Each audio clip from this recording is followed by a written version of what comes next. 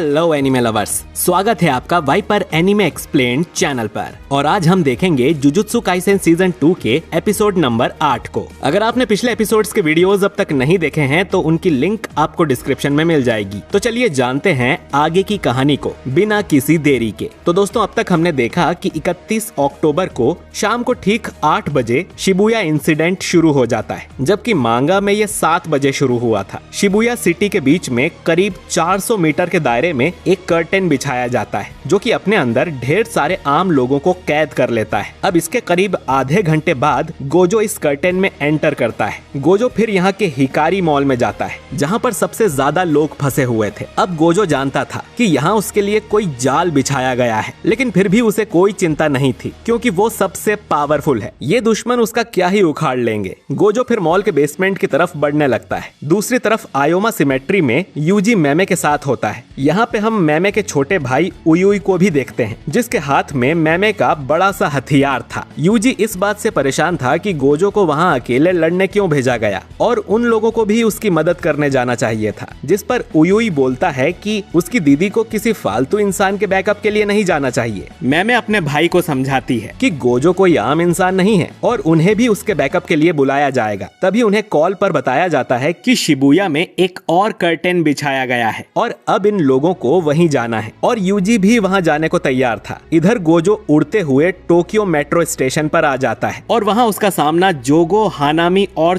चोजो से होता है, जिसके दोनों भाई पिछले सीजन में मारे गए थे। गोजो जोगो से कहता है कि पिछली बार की तरह हारने पर बहाना बना के भाग मत जाना, जिस पर जोगो बोलता है कि बहाने की जरूरत तो अब तुम्हें पड़ने वाली है। इधर यूजी और मैमे को एक मैनेजर बताती है कि गोजो के एंटर करने के बाद उस प्लेटफॉर्म पर एक और कर्टेन बिछाया गया है, जो कि बाकी सॉर्सरर को अंदर जाने से रोकता है। जिस भी कर्स यूजर ने इस कर्टेन को बनाया है वो इन दोनों के बीच में ही होगा, जिससे कर्टेन की मजबूती बनी रहे। साथ ही इन कर्टेन्स के बीच में ढेर सारे ट्रांसफिगर्ड इंसान भी हैं, जो सुनते ही यूजी समझ जाता है कि माहितो भी यहीं पर है, जिसने उसके दोस्त जुनपी को मारा था। इसके बाद मैमे 2 क्रोस को स्टेशन के अंदर भेजती है इन्फॉर्मेशन के लिए, और फिर यूजी को स्टेशन का मैप बताते हुए कहती है कि स्टेशन पर टोटल 5 लेवल्स हैं। ट्रांसफिगर्ड इंसान लेवल B4 पर हैं, जो कि नॉर्मल इंसानों पर अटैक कर रहे हैं, ताकि वो भी भागकर लेवल B5 पर चले जाएं, और उसके क्रोज लेवल B2 पर जाते ही मारे गए। तो वो कर्स स्पिरिट जिसने कर्टेन बनाया है वो जरूर यहीं पर होगा। वो यूजी से पूछती है कि वो ट्रांसफिगर्ड इंसानों को मारना चाहता है या उस कर्स माहितो को, और जहाँ तक वो यूजी को जानती है वो माहितो को ही चुनेगा। अब मैमे और उयुई B4 की तरफ जाने लगते हैं, ताकि वहाँ के इंसानों को ट्रांसफिगर्ड ह्यूमन से बचाया जा सके, और यूजी B2 की तरफ जाने लगता है माहितो को खोजकर मारने के लिए। और जब ये लोग वापस मिलेंगे तब शायद कर्टेन टूट चुका होगा और आम लोग आजाद हो जाएंगे, और इन्हें ये भी पता चल जाएगा कि उनका दुश्मन लेवल 5 पर क्या खिचड़ी पका रहा है। यूजी कहता है कि ऐसा ही होगा, क्योंकि वो इस बार नहीं हारेगा। जब यूजी नीचे B2 पर पहुंचता है तो वहां उसे एक ग्रास हॉपर यानी टिड्ढा कर्स दिखाई देता है, जो कि एक इंसान के सिर को खा रहा था।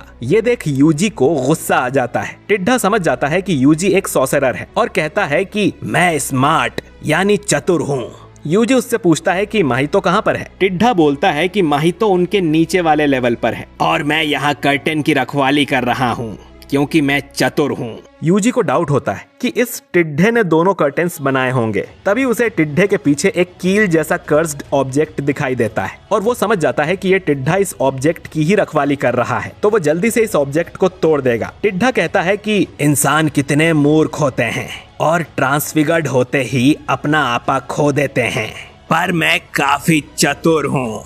इसके बाद यूजी उस टिड्ढे में जोर की लात और घूसा मारता है और कहता है कि उन्हें इंसानों को अंडर एस्टिमेट करना बंद करना होगा। अब टिड्ढा गुस्से में कहता है कि तुम जानते नहीं हो मैं कौन सा कर्स हूँ, जिस पर यूजी आराम से बोल देता है कि तुम तो टिड्ढे कर्स हो ना। जो सुन टिड्ढा बहुत ज्यादा शॉक हो जाता है, क्योंकि इसका मतलब यूजी भी चतुर है। फिर हमें बताया जाता है कि कैसे इंसान टिड्ढों के झुंड से डरता है, क्योंकि वो उनकी फसलें और खाने का सामान खा जाते हैं, और इसी डर से इस कर्स का जन्म हुआ था। टिड्ढा फिर यूजी पर अटैक्स करने लगता है, जो कि काफी तेज और मजबूत होते हैं, लेकिन यूजी उन सब से बच जाता है। और टिड्ढा ये जानकर भी हैरान हो जाता है कि जो लोग स्मार्ट होते हैं उन्हें बार बार बोलना नहीं पड़ता, कि वो चतुर हैं। इसके बाद दोनों में फिस्ट फाइट शुरू हो जाती है। टिड्ढे को लग रहा था कि वो आराम से जीत जाएगा क्योंकि उसके 4 हाथ हैं और यूजी के 2, लेकिन यूजी उस पे भारी पड़ने लगता है और टिड्ढे की हालत खराब हो जाती है। अब यूजी आखिरी अटैक करने जाता है, लेकिन टिड्ढा ज्यादा चतुर था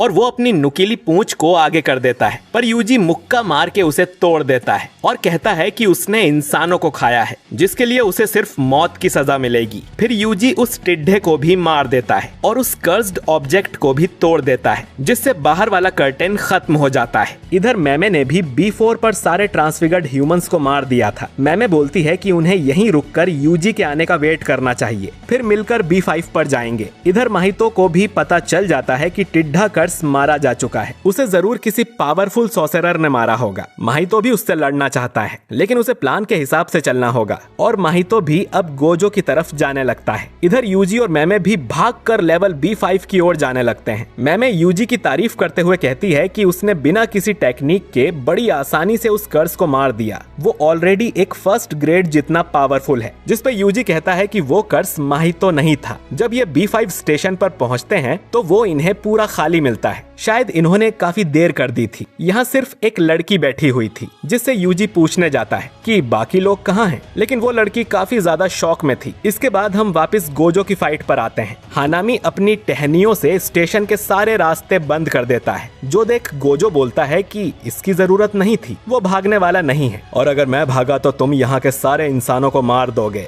यही प्लान है ना तुम्हारा। जिस पर जोगो कहता है कि वो भागे या नहीं, इन सब लोगों को तो वो फिर भी मारेंगे। इतना कहकर ये आम लोगों को ट्रेन की पटरी पर खींच लेते हैं। गोजो लोगों को उससे दूर रहने को कहता है, तो असल में हानामी ने रास्ते इसलिए बंद किए थे ताकि आम लोग गोजो के ज्यादा करीब रह सकें। अब हमें फ्लैशबैक दिखाया जाता है, जिसमें गेतो इन्हें बताता है कि गोजो तभी सबसे ज्यादा पावरफुल होता है जब वो अकेला हो। अगर उसके पास ढेर सारे इंसान होंगे तो वो कोई भी अटैक नहीं कर पाएगा, क्योंकि इसमें वो इंसान भी मारे जाएंगे। अब जोगो गोजो की तरफ बढ़ने लगता है और रास्ते में वो कुछ इंसानों को जलाकर मार भी देता है। हानामी भी ऐसा ही करता है और चोजो अपनी ब्लड टेक्निक से गोजो पर अटैक करता है, लेकिन उसकी इन्फिनिटी की वजह से गोजो को कुछ नहीं होता। इसके बाद जोगो और हानामी मिलकर गोजो को पंच मारते हैं, लेकिन वो भी उसकी इन्फिनिटी की वजह से रुक जाते हैं। इसके बाद वो दोनों डोमेन एम्प्लीफिकेशन का यूज करते हैं, जो कि सामने वाले डोमेन को बंद करने के काम आती है, बिल्कुल मेकामारू की टेक्निक की तरह। अब इससे गोजो की इन्फिनिटी टूट रही थी, तो उसे वहां से हटना पड़ता है, जिससे दोनों आपस में टकरा जाते हैं। गोजो समझ जाता है कि ये लोग पूरी तैयारी से आए हैं और इस टेक्निक की वजह से उनके अटैक्स गोजो को हिट करेंगे। गेतो ने इन्हें बताया था कि गोजो की इन्फिनिटी बहुत पावरफुल है और वो चाहे तो कर्सेस को भी अपनी इन्फिनिटी में कैद कर सकता है, लेकिन ऐसा करने से वो आसपास के लोगों को कुचल देगा। सेम रीजन है कि गोजो अपना डोमेन एक्सपेंशन भी नहीं कर सकता, लेकिन फिर इन लोगों को भी अपना डोमेन एक्सपेंशन नहीं करना है। ऐसा करने से ढेर सारे लोग मर जाएंगे और फिर गोजो भी मजबूरी में अपना डोमेन बना देगा, जिसमें इनका जीतना मुश्किल है। तो इन लोगों को सिर्फ 20 मिनट्स तक गोजो को उलझाए रखना है। तब तक गेतो अपने प्रिजन रेल्म के साथ रेडी हो जाएगा और आगे वो संभाल लेगा। इधर जोगो एक और इंसान को मारते हुए गोजो से कहता है, तुमने तो भागने से मना किया था ना। जिस पर गोजो बोलता है कि असल में तो मैं बहुत ज्यादा हैरान हूँ कि तुम लोगों को लगा कि तुम इस फुद्दू प्लान से मुझे हरा दोगे।